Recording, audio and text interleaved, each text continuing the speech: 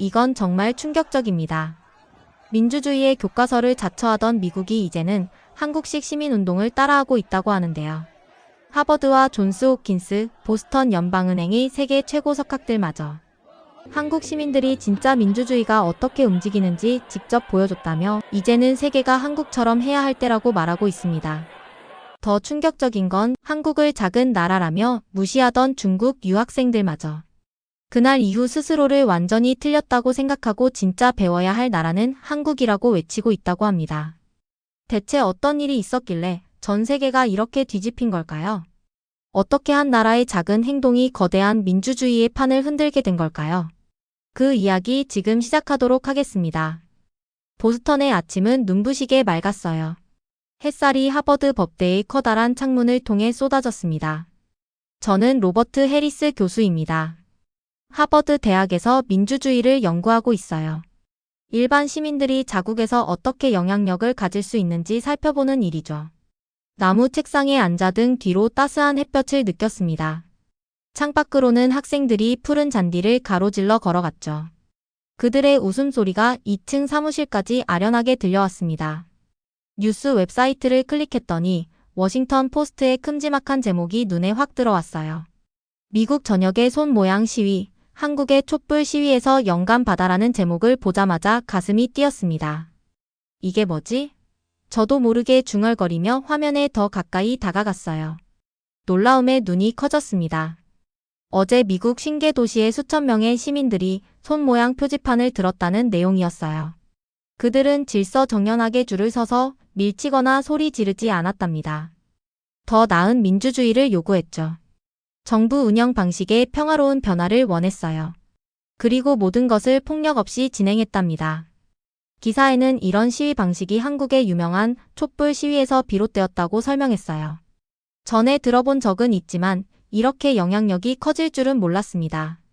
한국 시민들은 강력하면서도 평화적인 방식으로 목소리를 내는 법을 세계에 보여주었더군요. 놀랍군요. 혼자 있었지만 저도 모르게 소리내어 말했습니다. 기사 속 사진들을 스크롤해 내려갔어요. 뉴욕, 시카고, 로스앤젤레스, 그리고 많은 작은 도시들에서 사람들이 함께 손 모양 표지판을 높이 들고 있었습니다. 그들의 얼굴은 단호하면서도 차분해 보였어요. 아이들을 데려온 사람도 있었죠. 친구나 가족과 함께 온 사람들도 있었습니다.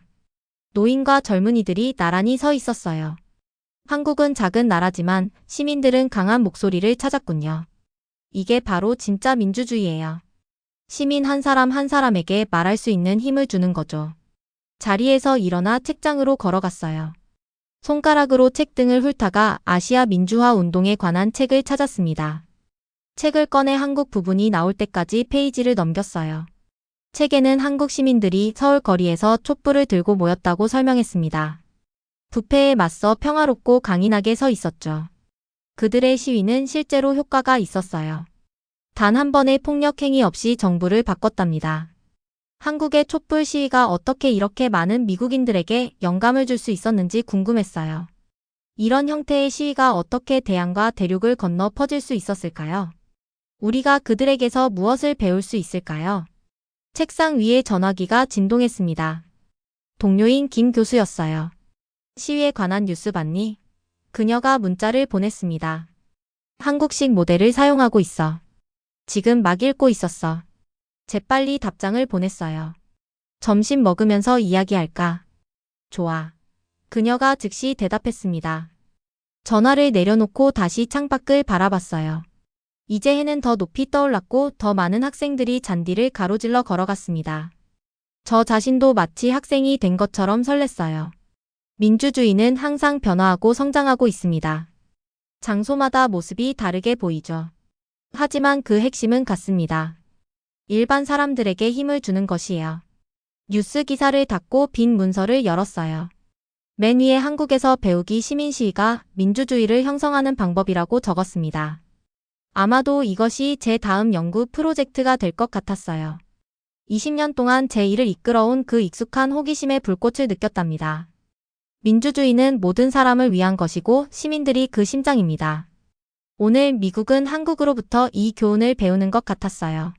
더 많이 배울 수 있기를 간절히 기대했습니다. 봄비가 창문을 두드리는 소리를 들으며 기사를 읽고 있을 때 사무실 문을 조용히 두드리는 소리가 들렸어요. 티안 웨이가 들어왔습니다. 그는 베이징에서 온 유학생으로 하버드에서 법학과 정치학을 공부하고 있어요. 그가 뭘 보고 있는지 궁금해하는 눈치였어요.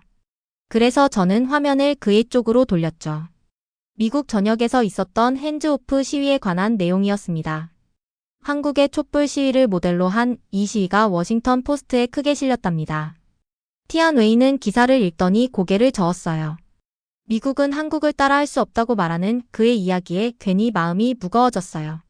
이유를 물었을 때 한국은 그저 예외적인 좀 독특한 나라일 뿐이라면서 미국 같은 나라에선 그런 건 절대 통하지 않을 거라고 했죠. 미국은 너무 크고 분산되어 있어서 이런 시위가 효과가 없을 것이라고 했답니다. 그의 고향 베이징에서도 시위가 있었지만 실패했다며 큰 나라에서는 이런 운동이 성공하기 어렵다고 했죠. 놀라웠어요. 티안 웨이는 똑똑한 학생이었지만 이번에는 의견이 달랐어요. 제 화면에서 바로 증거를 봤거든요. 저는 서울 광화문 광장에서 촛불 시위를 직접 본 기억이 있었어요. 그 감동이 아직도 남아 있었죠. 한국도 군사 독재를 경험했지만 시민들의 노력으로 민주주의를 이룩했다고 설명했어요. 그들의 노력은 국가 크기가 아니라 시민들의 의지에서 비롯되었다고 강조했습니다. 창문으로 걸어가 빗방울이 흩뿌려지는 캠퍼스를 바라봤어요. 한국의 촛불 시위가 시민들의 용기에서 비롯되었으며 모든 곳의 시민들이 그 용기로부터 배울 수 있다고 덧붙였답니다. 티안 웨이는 미국은 한국과 너무 다르다며 반론했어요. 그는 큰 배는 방향을 바꾸기 어렵다는 왕 교수님의 말을 인용했죠. 그의 의심을 이해하며 미소 지었습니다. 작은 나라들도 큰 나라에게 중요한 것을 가르칠 수 있다고 생각했어요. 시카고 시위 영상을 보여주었습니다. 수천 명의 사람들이 손 모양 표지판을 들고 침묵하고 있었어요. 우리의 목소리를 들어라, 국민에게 힘을 같은 문구들이 보였죠. 티안 웨이는 천천히 고개를 끄덕이며 한국 시위와 비슷하다고 인정했어요. 로스앤젤레스 영상도 보여주었는데 똑같은 모습이었답니다. 그의 얼굴이 부드러워졌어요. 같은 방법을 사용하고 있다는 사실을 인정했고 자신의 조국에서도 가능할지 생각해보는 듯 했죠. 한국의 민주주의 교훈이 도움이 될 수 있을 것 같다고 조심스럽게 말했어요. 만족감을 느끼며 미소 지었습니다. 이것이 제가 교수가 된 이유였어요. 학생이 새로운 아이디어에 마음을 여는 순간을 보기 위해서였죠. 민주주의는 거대한 나무가 아니라 작은 씨앗에서 시작한다고 말했어요. 티안 웨이는 고개를 끄덕이며 더 생각해보겠다고 했습니다. 그가 떠날 때 다음 주 한국의 촛불 시위 강의에 초대했어요. 그는 미소 지으며 정말 가고 싶다고 했답니다. 그가 떠난 후 창밖으로 봄비가 그쳤고 햇살이 비치기 시작했습니다. 희망찬 기분이 들었어요. 티안 웨이가 한국의 중요성을 본다면 다른 사람들도 그럴 수 있을 거라 생각했죠. 민주주의는 열린 마음이 필요하답니다. 한국 민주주의 전문가들을 초청하자는 메모를 적었어요. 언젠가 티안 웨이가 자국에 돌아가 이런 평화로운 변화의 씨앗을 심기를 조용히 희망했습니다. 다음 날 아침 저는 일찍 일어났어요. 티안 웨이와의 대화가 계속 머릿속에 맴돌았답니다. 한국의 시위와 미국의 핸즈오프 운동 사이의 연결고리에 대한 더 많은 증거가 필요했죠. 빠르게 샤워를 마치고 아침으로 베이글을 집어들고 사무실로 운전해 갔습니다. 이른 아침 캠퍼스는 조용했어요. 몇몇 학생들만 이슬이 맺힌 잔디 위를 걸어 다녔죠. 사무실 문을 열고 불을 켰습니다. 컴퓨터를 켜고 뉴스를 검색하기 시작했답니다. 먼저 CNN 웹사이트를 확인했어요. 바로 첫 페이지에 한국 모델에서 영감을 받은 핸즈오프 시위가 전국을 휩쓸었다는 헤드라인이 있었죠. 클릭해서 주의 깊게 읽었습니다. 기사에는 어제 미국 전역 50개 도시에서 120만 명 이상이 핸즈오프 시위에 참여했다고 써 있었어요. 시위자들이 손 모양 표지판을 사용하고 차분하고 평화로운 방법을 따랐으며 이 아이디어는 한국의 유명한 촛불 시위에서 직접 왔다고 설명했답니다. 심장이 빠르게 뛰었어요. 티안 웨이에게 말했던 것과 정확히 일치했죠. 계속 검색을 이어가 NPR과 워싱턴 포스트에서도 비슷한 보도를 찾았습니다. 결국 다 같은 얘기를 하고 있었어요. 미국의 핸즈오프 시위가 한국 촛불 시위를 그대로 따라했다는 거였죠. NPR 기사에는 시위 주최자들과의 인터뷰도 포함되어 있었어요. 시카고에서 온 한 여성은 한국 시위 영상을 연구했으며 그들이 어떻게 사람들을 조직하고 어떻게 소통하며 엄청난 군중 속에서도 어떻게 평화를 유지하는지 배웠다고 말했더군요. 자랑스러웠습니다. 나 자신이 아니라 민주주의가 국경을 넘어 퍼질 수 있다는 사실이 자랑스러웠어요. 전화기를 집어들어 친구인 데이비드 브룩스 교수에게 전화했습니다. 데이비드는 볼티모어의 존스 호킨스 대학에서 국제정치학을 가르치고 있었죠. 전화를 통해 그의 목소리에서 흥분이 느껴졌어요. 데이비드는 방금 저에게 전화하려던 참이었고 뉴스를 봤는지 물어봤답니다. 저는 아침 내내 뉴스를 읽고 있었다고 대답했고 그가 어제 시위에 있었는지 물었어요. 그는 볼티모어에서 전체 상황을 지켜봤으며 정말 놀라운 광경이었다고 말했답니다. 모든 것을 설명해 달라고 부탁하며 의자의 등을 기대었어요. 데이비드는 볼티모어의 시위가 정말 체계적이었다고 설명했습니다. 시민들이 완벽한 줄로 서 있었고 특별한 완장을 한 팀 리더들이 질서를 유지했으며 구호를 외칠 때도 모두 함께 평화롭게 했다고 했어요. 그들의 표지판은 모두 같은 색과 모양이었으며 높이 들린 하늘색 손이었고 정확히 한국 시위 사진들과 똑같아 보였다고 덧붙였답니다. 주의 깊게 들으며 머릿속으로 메모했어요. 이것은 중요한 정보였죠. 단순히 외양을 모방한 것이 아니라 민주주의에 대한 교훈을 배우는 것이라고 생각했습니다. 한국 시민들이 세계에 평화롭지만 효과적으로 시위하는 방법을 가르쳤다고 말했어요. 데이비드는 동의하며 한국의 촛불 시위는 시민들이 차분하고 꾸준한 행동으로 국가를 변화시킬 수 있다는 것을 보여줬다고 했답니다. 폭력도 재산 피해도 없이 오직 하나의 목소리로 말하는 많은 사람들의 힘만으로 변화를 이룰 수 있다는 교훈이었죠. 전화로는 데이비드가 볼 수 없었지만 저는 고개를 끄덕였습니다. 이제 증거는 분명했어요. 시민들이 평화롭고 조직적인 방식으로 함께 목소리를 낼 때 민주주의는 더 강해진답니다. 이것이 바로 제가 티안웨이에게 설명하려 했던 것이었죠. 다음 주 수업에 와서 강연해 줄 수 있는지 데이비드에게 물어봤어요. 한국이 세계 민주주의 운동에 미친 영향에 대한 특별 강의를 할 예정이라고 설명했답니다. 그는 흔쾌히 수락했고 어제 찍은 좋은 사진들도 있다고 했어요. 전화를 끊은 후 창밖으로 하버드 캠퍼스를 바라봤어요. 이제 학생들이 보도를 채우기 시작했습니다. 전 세계에서 온 젊은이들이 함께 배우고 있었죠. 얼마나 많은 학생들이 어제 시위에 참여했을지, 그리고 얼마나 많은 학생들이 언젠가 이러한 민주주의 교훈을 자국으로 가져갈지 궁금했어요. 컴퓨터에 새 문서를 열고 강의를 위한 메모를 작성하기 시작했답니다. 맨 위의 제목은 국경 없는 민주주의 한국의 시민운동이 미국을 어떻게 변화시켰는가라고 적혀 있었어요. 이것이 제 가장 중요한 강의 중 하나가 될 것 같은 느낌이 들었답니다. 오전 내내 연구에 몰두하다 보니 어느새 배에서 꼬르륵 소리가 났어요. 시계를 보니 벌써 오후가 되었답니다. 아침에 먹은 베이글 이후로는 아무것도 먹지 않았죠. 서류를 정리하고 교직원 식당으로 갔습니다. 식당에 들어서자 몇몇 테이블이 교수들과 학생들로 채워져 있었어요. 창가 작은 테이블에 혼자 앉아 태블릿을 보는 엘리자베스 클라크 교수를 발견했답니다. 엘리자베스는 경제학과의 베테랑 교수였죠. 국제무역과 금융위기에 관한 책을 여러 권 출판한 전문가였어요. 그녀의 테이블로 다가가 합석해도 되는지 물었습니다. 엘리자베스는 밝게 미소 지으며 자리에 앉으라고 했어요. 그녀는 마침 시위에 관한 기사를 읽고 있었더군요. 시민운동이 시장에 미치는 영향이라는 분석 기사였답니다. 자리에 앉으며 아침부터 이 시위에 관한 자료를 찾고 있었다고 말했어요. 한국이 미국 시위에 미친 영향에 대한 특별 강의를 준비하고 있다고 설명했죠. 엘리자베스는 차를 한 모금 마시며 최근 보스턴 연방준비은행 컨퍼런스에 참석했다고 했어요. 거기서 경제학자들이 이 시위의 배경에 관해 많은 이야기를 나눴다고 했죠. 이 시위가 갑자기 생긴 것이 아니라는 점을 설명했어요. 관세 전쟁 이후 미국 경제가 정말 심하게 흔들렸다고 했답니다. S&P 500 지수가 한 달 만에 13% 폭락했고 중서부 농부들은 수출 시장을 잃었으며 자동차 공장들은 잇따라 폐쇄되었다고 했어요. 그녀의 제자 중 하나는 퇴직 계좌에서 3만 달러가량을 잃었다고 아침 수업 시간에 울면서 말했다고 합니다. 그렇게 심각했는지 몰랐어요. 저도 모르게 샌드위치를 내려놓았답니다.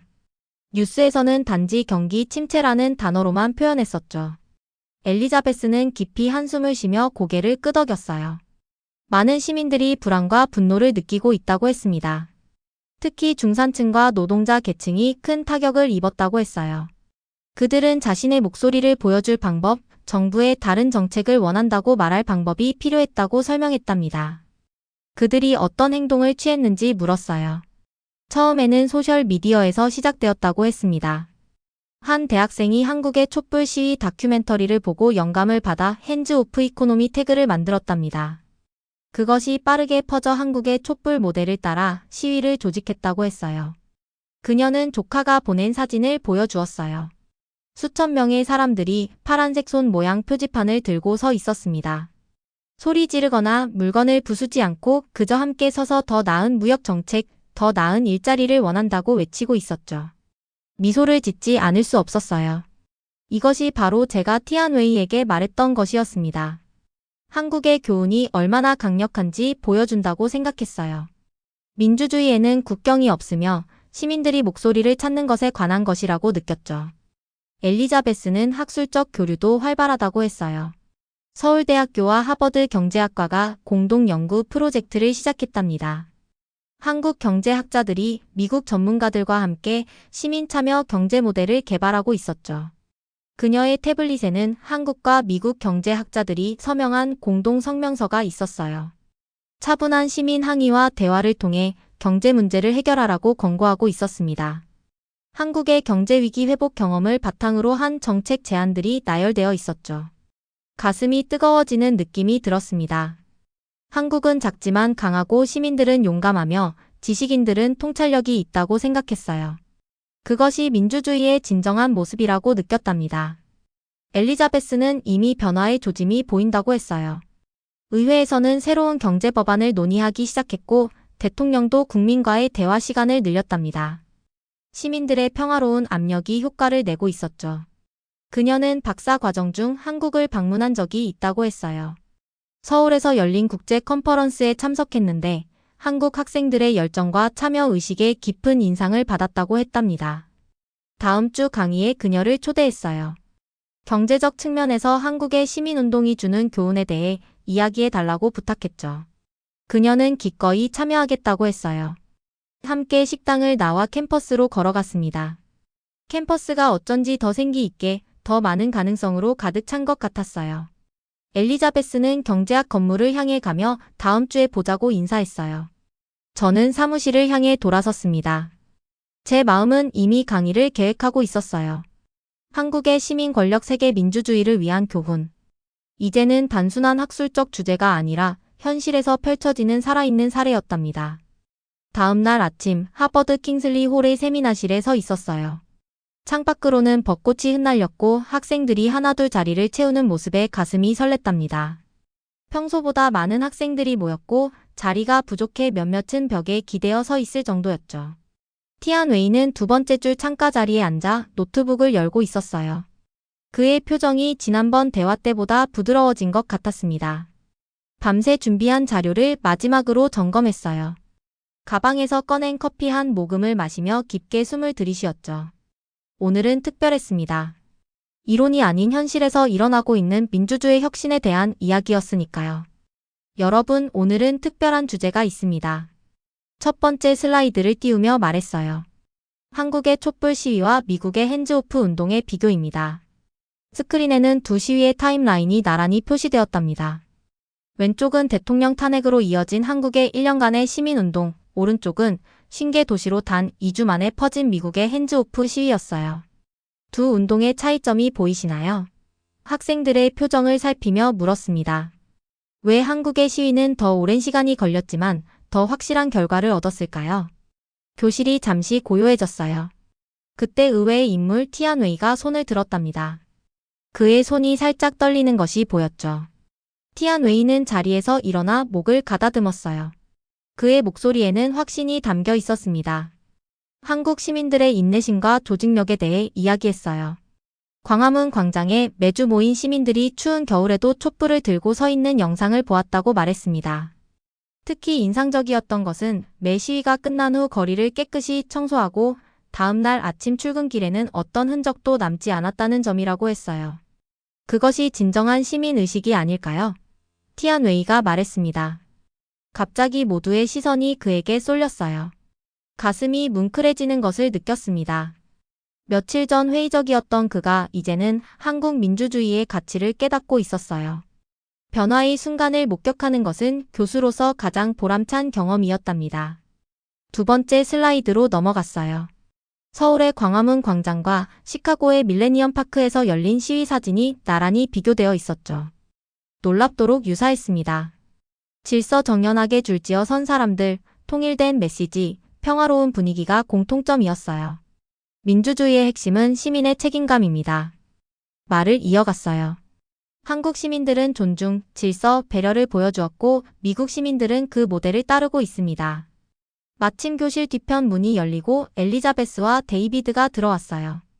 약속대로 경제적 관점과 정치학적 견해를 나누기 위해 온 것이었죠.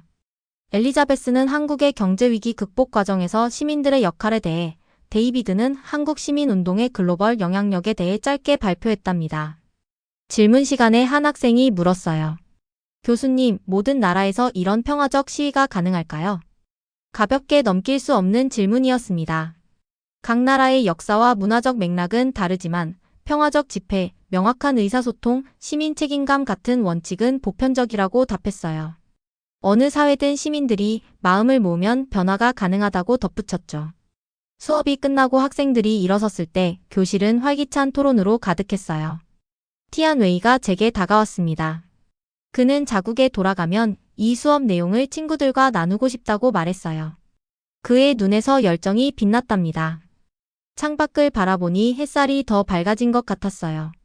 한국의 작은 촛불이 대서양을 건너 미국의 거리를 밝히고 이제는 이 교실에서도 빛나고 있었습니다. 봄비가 내리던 저녁, 하버드 메모리얼 홀의 무대 뒤에서 떨리는 손으로 넥타이를 바로 잡았어요. 심장이 가슴을 뛰쳐나갈 듯 뛰었답니다. 역대 최대 규모의 청중들이 모인 강연이었죠.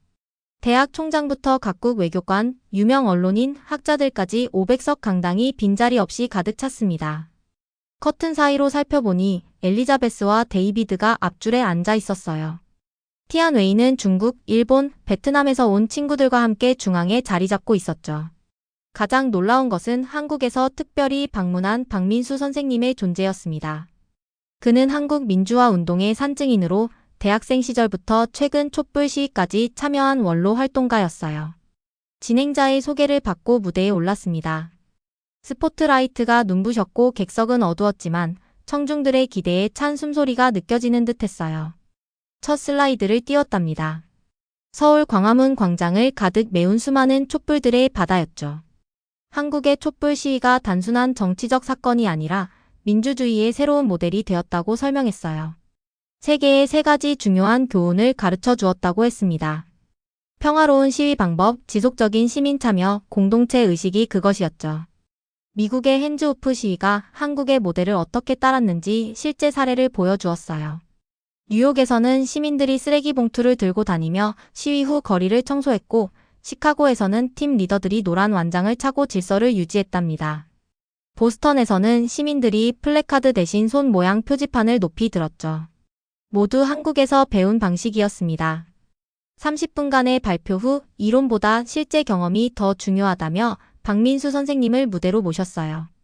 그의 머리는 하얗게 센 백발이었지만 눈빛만은 젊은 활동가의 것 같았답니다. 박 선생님은 군사 독재 시절 겪었던 어두운 날들을 회상했어요. 학생 시절 최루가스 속에서 동료들과 함께 민주주의를 외쳤던 기억, 감옥에서 보낸 시간, 그리고 마침내 민주화를 이룬 기쁨까지 진솔하게 나누었습니다. 특히 최근의 촛불 시위에 대해 감동적으로 이야기했어요.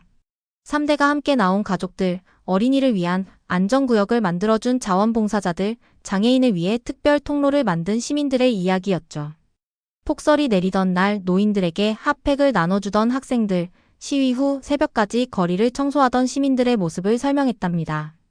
그의 이야기 중 가장 인상적인 것은 캔들 웨이브였어요. 매 시간 정각마다 모든 사람들이 촛불을 머리 위로 들어올려 만든 빛의 물결이었죠. 그 순간만큼은 모든 갈등과 차이를 넘어 하나가 되는 경험이었다고 했습니다. 박 선생님의 말을 들으며 가슴이 뭉클해졌어요. 그의 이야기가 끝나자 청중들은 일제히 자리에서 일어나 기립박수를 보냈답니다. 마무리 발언에서 시민의 힘, 민주주의의 힘, 한국이 세계에 보여준 본보기의 힘에 대해 이야기했어요. 작은 나라에서 시작된 불빛이 전 세계로 퍼져나가는 모습이 정말 아름답다고 느꼈습니다. 강연이 끝나고 박 선생님과 함께 무대를 내려올 때 그가 의미심장한 말을 속삭였어요. 민주주의는 목적지가 아니라 여정이라고 한 번에 한 촛불씩 함께 나아가는 길이라고 말이죠. 그날 밤 호텔 창문으로 보스턴의 불빛을 바라보며 생각했습니다. 민주주의는 살아있고 시민들로부터 시작되며 희망으로 빛난다고요. 그리고 그 빛은 작은 촛불에서 시작된다는 사실이 가슴 깊이 와닿았답니다. 한국은 작은 나라지만 큰 변화를 만든 나라입니다. 시민 한 사람의 용기, 그 작은 촛불이 세상을 바꾸는 불빛이 되었죠. 민주주의는 거창한 말이 아니라 우리가 함께 지켜가는 약속입니다. 그리고 지금 전 세계가 그 약속을 한국에서 배우고 있습니다. 오늘의 이야기는 여기까지입니다. 지금까지 시청해주셔서 감사합니다. 오늘도 웃음이 가득한 하루 보내시길 바랍니다. 밝은 마음이 건강과 행복을 불러옵니다. 여러분의 댓글 하나하나가 터치글로벌을 더 재미있는 공간으로 만들어줍니다. 좋아요는 터치, 구독은 글로벌하게. 놓치기 아까운 이야기들, 알림 설정까지 해두시면 가장 빠르게 만나볼 수 있습니다. 오늘도 터치글로벌과 함께 해주셔서 감사합니다. 다음 영상에서 또 만나요.